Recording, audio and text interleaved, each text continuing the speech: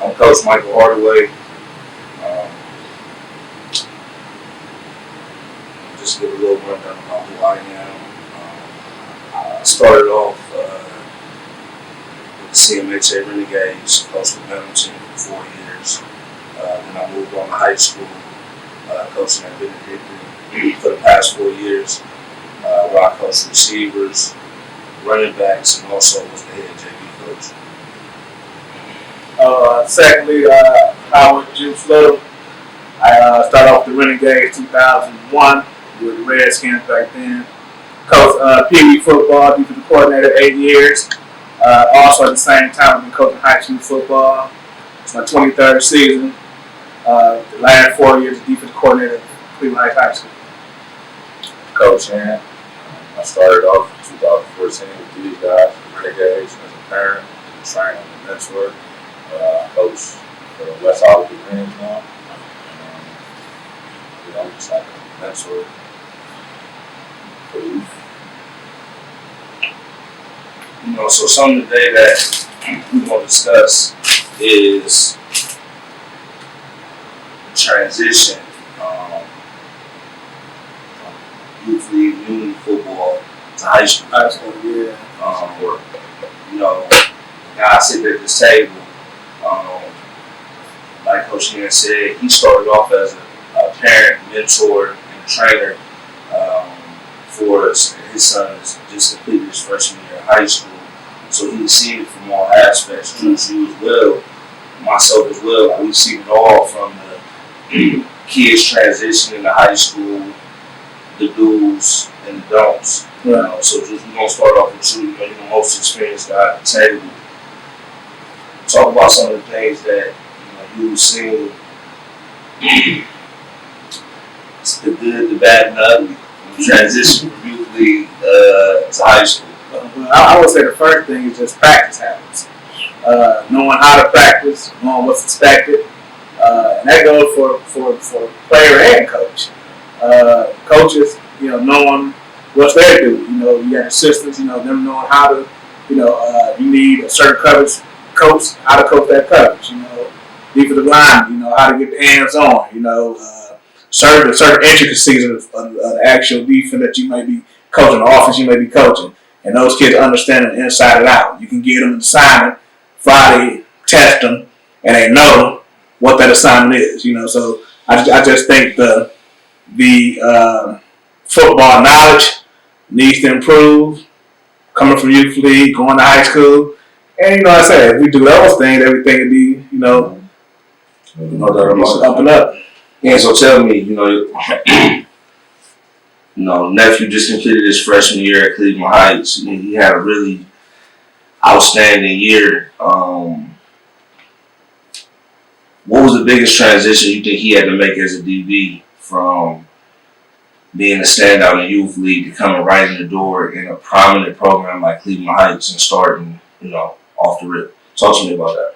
Like I told him, I'm like, you just gotta be adjustable in every aspect. First of all, mentally, you gotta be coachable. Like every coach don't coach the same because I feel like the game changed each level. So I told him you gotta be able to adjust and you gotta be coachable. You gotta be able to get right in and do your job and do your job properly. You might not want to do your job, but you gotta be coachable.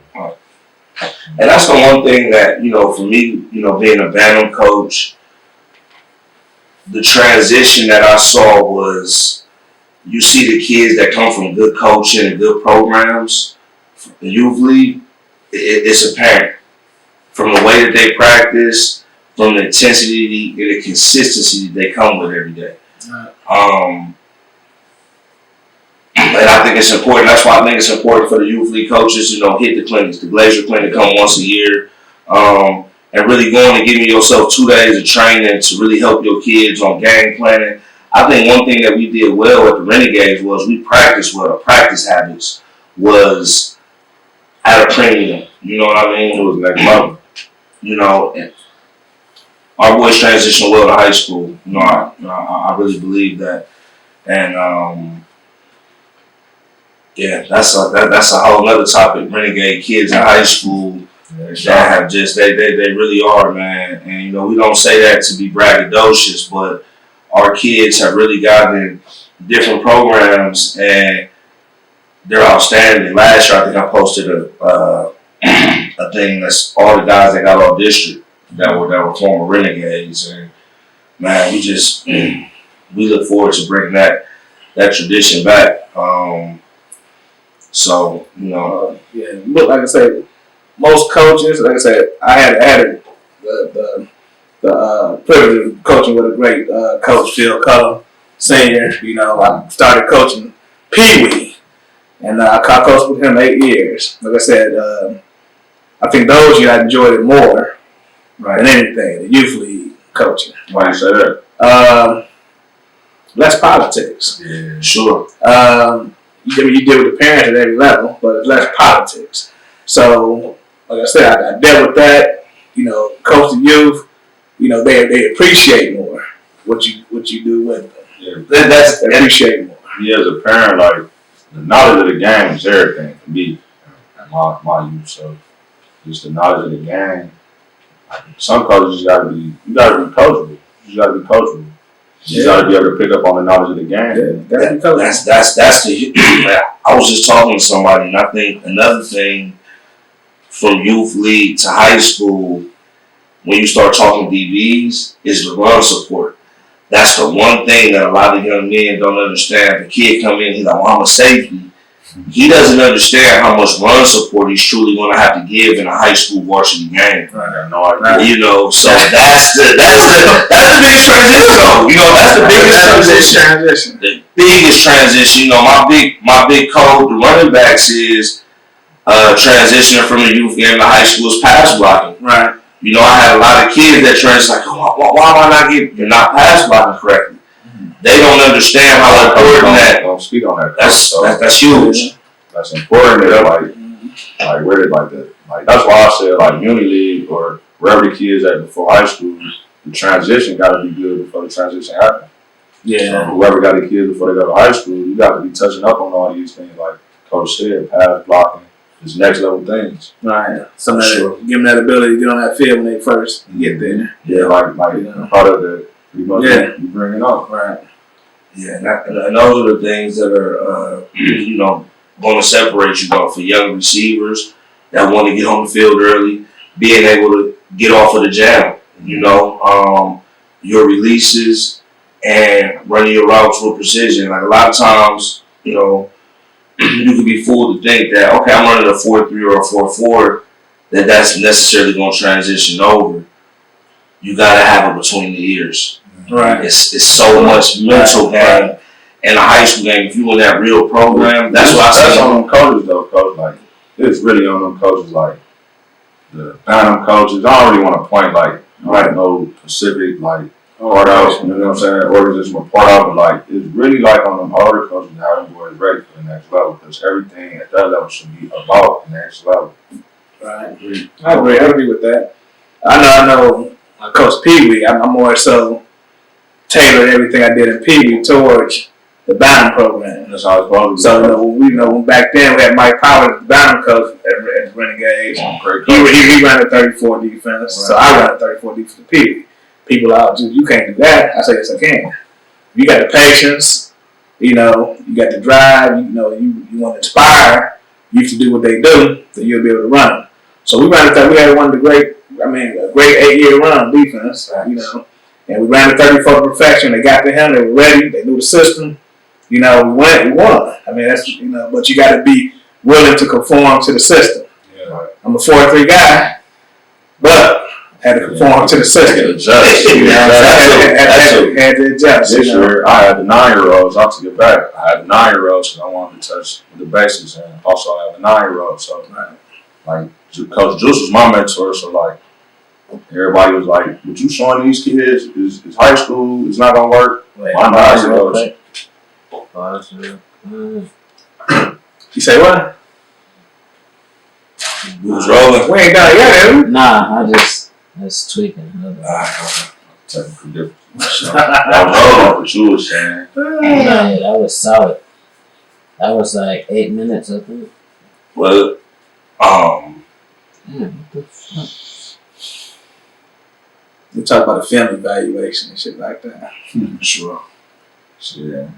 Well, Uni, they supposed to have. What you do, fam? That's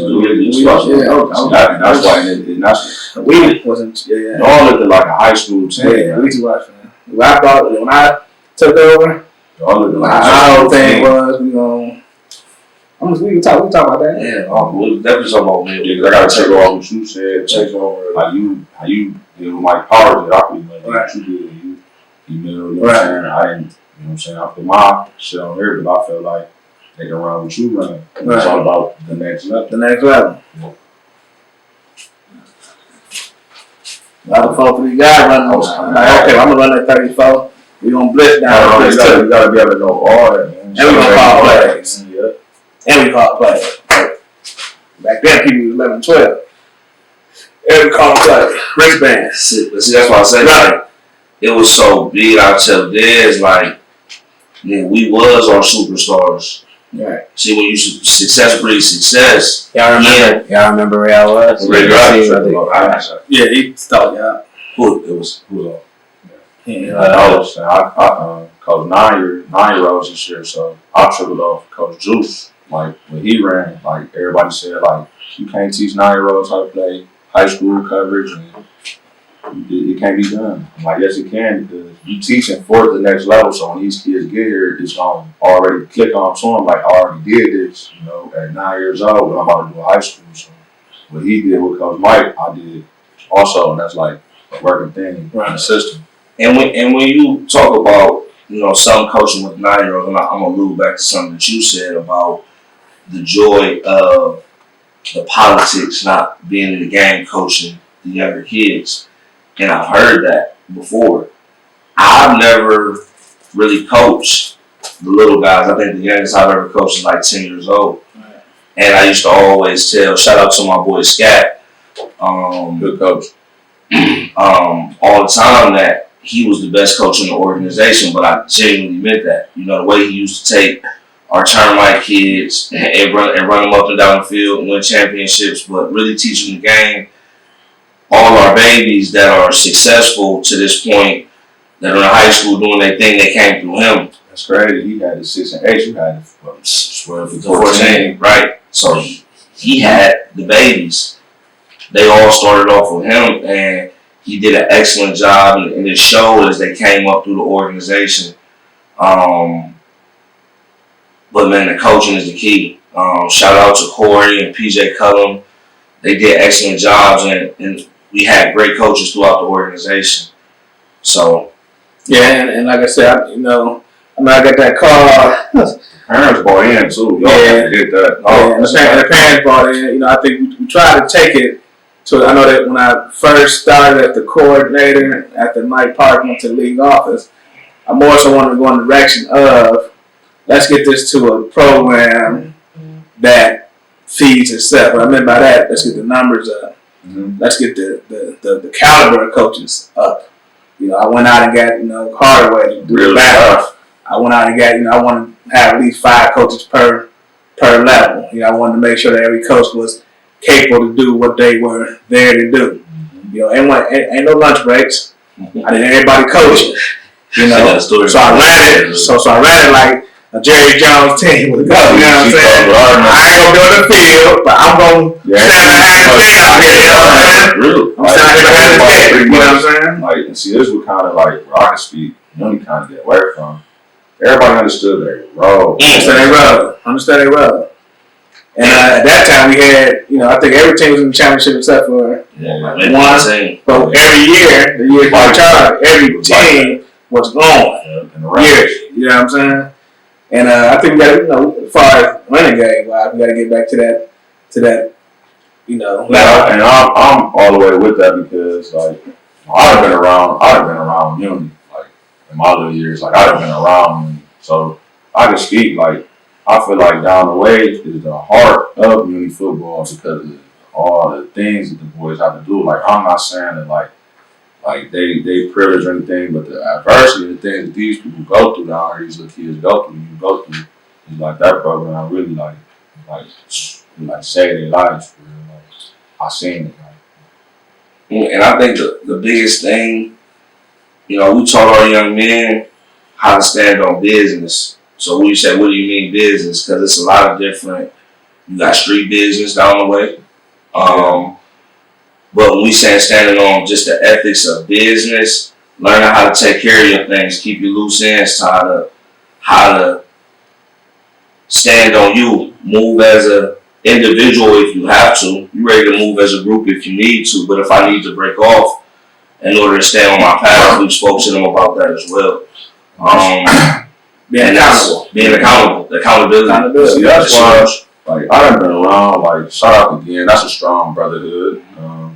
Shout out to the Wolverines, that's a strong brotherhood. But the Donaway is like, them guys are like really unified, like really like a brotherhood. Like, it was like, man, it was like something to see. Yeah, what's that, man?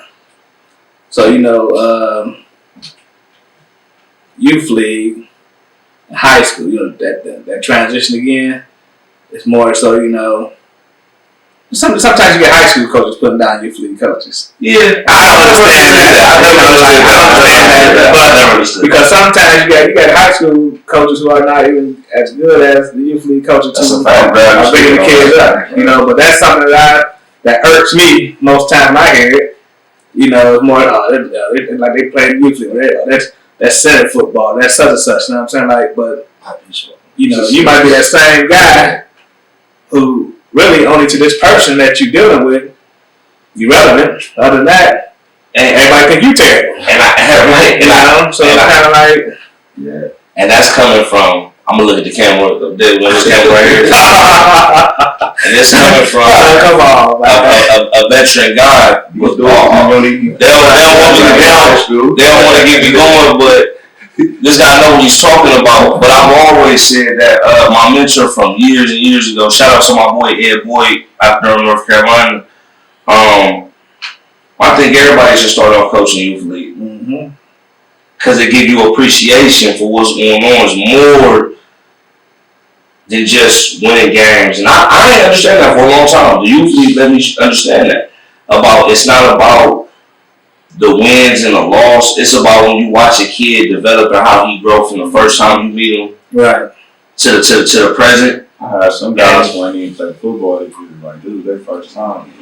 And it's just, and they end up playing through the roof, man. Right. Like you said, that's amazing.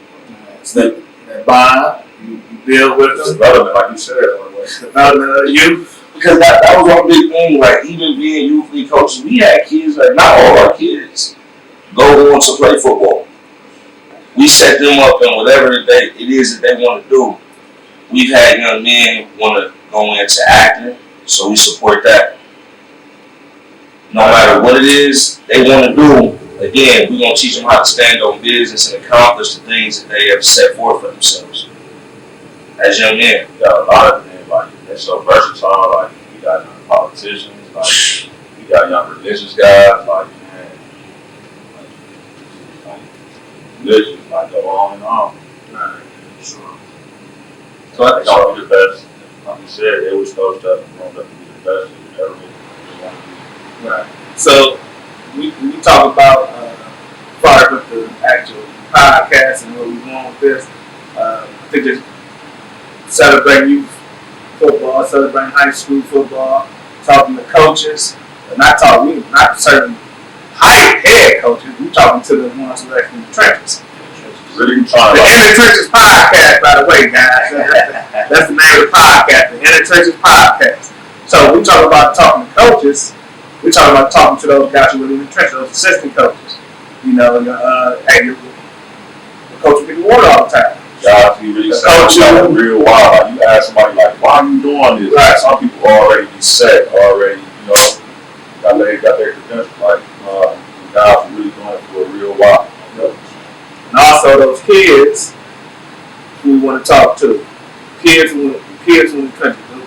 Those not those star athletes, but the other kids.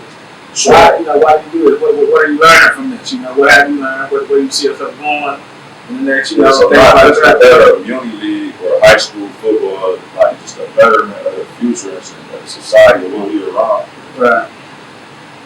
What about it? I mean, we want to continue. This is a platform for football.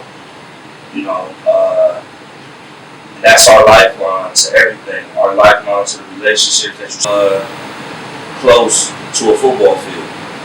Bring lifelong friendships, bring people together that may have never crossed paths before. That's the beauty of this game. That's the beauty of this thing that we have going on. So we're going to spend this season, these episodes, getting in the trenches. We're going to bring you a lot of different guests with a lot of different perspectives. We're going to talk to the young men that make it so electric atmospheres on Friday nights, on Saturday mornings, Sunday morning. Sunday mornings. We're gonna bring a lot of different aspects. Improve, you know, what you Right. want, which is football. Right. And better than what. Getting them tips, definitely. And like I said, as Coach Jay, we may learn some things from them. Sure. That we don't know. As a coach, you never stop learning. Yeah, like You never stop learning. So shout out to this guy again. Like I was on the phone here. Hey, Coach Juice, what's this? What's this? How to do that? Coaches got to be able to be coachable too. Forever. true. That's true. So here we are, the Entertainers Podcast. Coach Juice, Coach Hardaway, Coach Hen. We out of here, man. Peace. Peace.